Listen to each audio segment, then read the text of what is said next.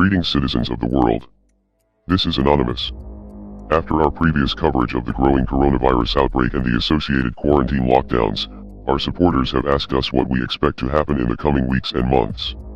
It would be impossible for us to truly predict the future, especially in a situation that is developing so rapidly, but we have been keeping a close eye on this situation, and we are comfortable enough in our research to make a few predictions about what lies ahead. These are simply predictions and are not to be interpreted as statements of fact. As always, you need to do your own research. One thing is for sure, we are only seeing the very beginning stages of this pandemic, and this is something that experts from around the world agree on. The United States and Europe have both been relatively safe from deadly outbreaks in the past several decades, but it appears that their luck has run out. In fact, these areas may end up having things much worse because they have refused to take this issue seriously early on. Citizens of Italy are now regretting the cavalier attitude that they had in the early days of the outbreak in their country, and are now warning others that this pathogen is far more dangerous than the seasonal flu. Unfortunately, no one seems to be listening to these warnings, especially in the US and the UK, which will likely end up as global epicenters as a result of their inaction. In the United States, officials are finally starting to realize that the illness is about to explode domestically, but for a variety of different reasons, citizens of the country would never voluntarily participate in the kind social distancing that is needed to slow the spread. This will serve as a perfect excuse for the US government to declare martial law, a process that has already started to happen with President Donald Trump's recent national emergency decree. To unleash the full power of the federal government in this effort today, I am officially declaring a national emergency. The National Guard is already active in multiple cities across the country. Seattle, Los Angeles, and New York City will likely be under a Wuhan-style quarantine lockdown within the next several weeks. Concern that we can have outbreaks of that proportion in multiple U.S. cities. If you look at Wuhan... A Wuhan style. You're saying the numbers that we are seeing and have seen in China. Right, in a major U.S. city. Remember, Wuhan was the size of New York City. At the peak of that epidemic, they hospitalized about 20,000 people. 10,000 were in serious or critical condition and 2,000 were intubated. To give you a basis of comparison, New York State, the entire state, has 50,000 hospital beds and about 3,000 critical care beds, and about 20,000 of those beds are in New York City.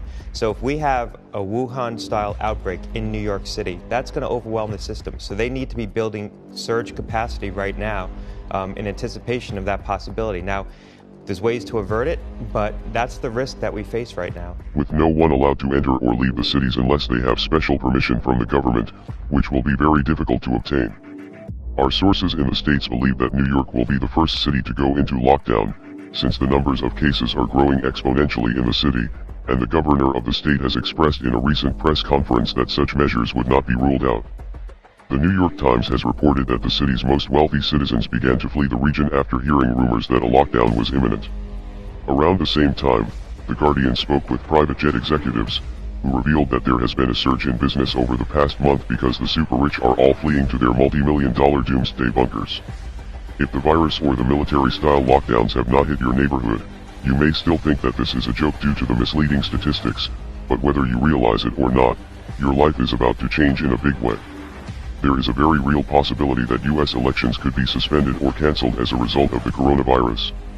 In fact, primary elections in the country have already been delayed as a result of the outbreak, and there is now a poll worker shortage as well.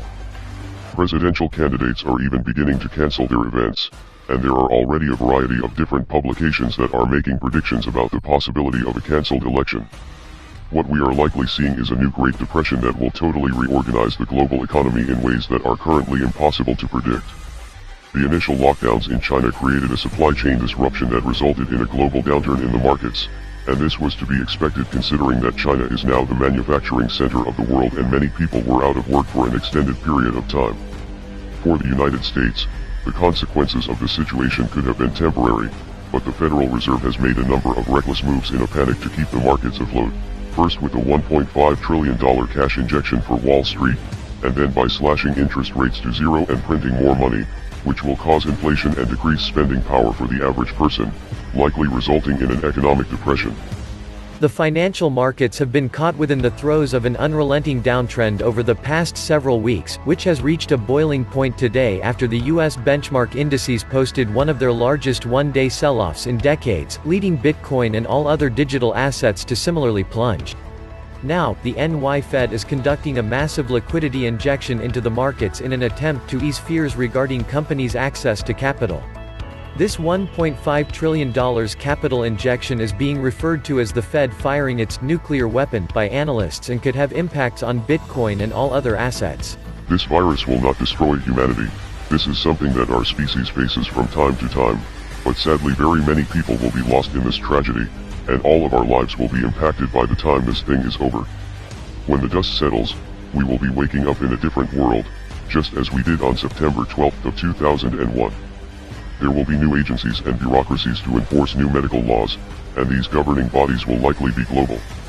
As we have seen with the tragedies of the past, the people in power will use this crisis as an excuse to accomplish goals that they have been working on for a very long time. We are anonymous. We are legion. We do not forgive. We do not forget. Expect us.